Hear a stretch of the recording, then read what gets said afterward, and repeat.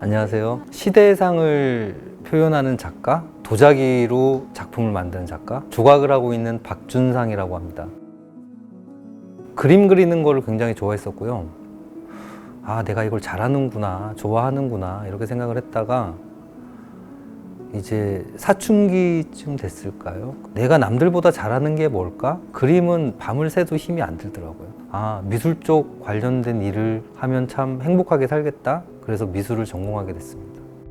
어떻게든지 미술 관련된 대학을 진학을 해야겠다. 그래서 점수가 제일 낮은 도예과를 진학을 했어요. 2학년 때까지 도예를 공부를 하다가 흙이라는 걸 계속 만졌는데 이게 너무 재미가 있는 거예요. 그래서 이제 3학년 때 전과를 해야 되는 타이밍에 20살이 넘어서 이렇게 신나는 무언가에 대해서 재미를 느낄 수 있을까? 그리고 앞으로도 재미나는 일을 하면서 살면 얼마나 행복할까? 그래서 그때 전과를 포기를 하고 계속 도예과에 남아서 열심히 작업을 했죠. 그때부터 제 걸 하고 싶다는 생각이 들었어요. 식기가 아니라 제 이름을 건 작품을 만들고 싶다. 선택은 조각을 해야겠다고 생각을 해서 큰 마음 먹고 대학원을 진학을 해서 아직까지 조각을 하고 있습니다. 첫 작품은 요만한 흰색 사슴인데 그 첫 작업이 기억에 남는 이유가 교수님들도 엄청 반대를 하셨었는데 그냥 너무 해보고 싶었어요. 아무런 전문 지식도 없는 상태로 그냥 제가 할 수 있는 최대한으로 만들어서 딱 완성을 하고 났는데 그때 뭔가 좀 팍 하고 오는 게 있더라고요. 이거 아무도 못하지? 난 도예과에서 이런 거 할 거야. 이런 생각? 그래서 굉장히 기억에 남아요.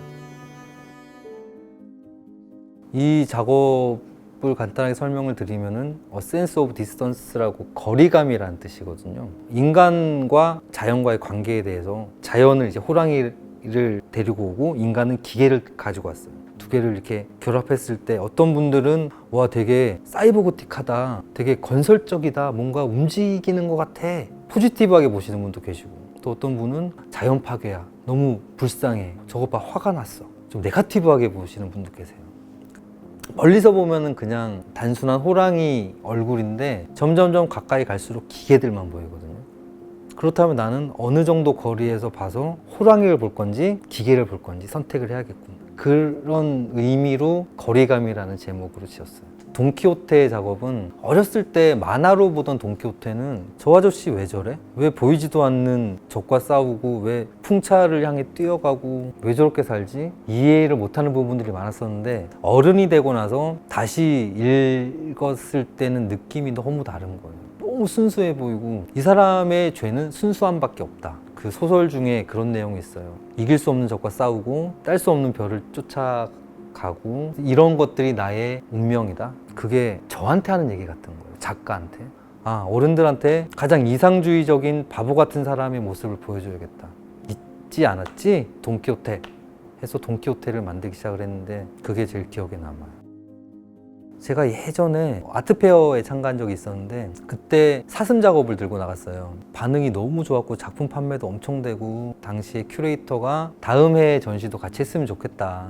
그 당시에 시대유감이라는 걸 만들고 싶었었거든요. 근데 고민을 했던 게 사슴의 기계를 만드는 작업을 하다가 갑자기 일로 넘어와도 될까? 라는 약간 두려움. 작가들은 자기 스타일을 만들어 놓으면 그걸로 쭉 어떻게든 이어서 가서 인지도도 생기고 공식화처럼 하고 있는데 계속 사슴 작업을 해서 유명해지면 내가 행복할까? 작가라는 직업은 자유로워야 되는데 이렇게 주변의 요구에 아니면 형식적인 그런 미래에 내가 맞춰가고 있는 건 아닐까? 그래서 생각을 하다가 제가 내린 결론은 작가가 브랜드가 돼야겠다 라는 결론이었어요. 박준상 전을 한다고 치면은 이 작가 전시한대, 그럼 가서 봐야지. 이 작가 거 재밌어. 뭘 만들었는지는 몰라. 근데 이 작가 작업은 좋아. 그렇게 되는 모습이 제가 상상했던 작가의 모습이었던 것 같아요. 그래서 그때 사슴을 안 만들고 그때부터 시대 유감을 시작을 했거든요. 저는 굉장히 잘한 선택이라고 생각을 해요.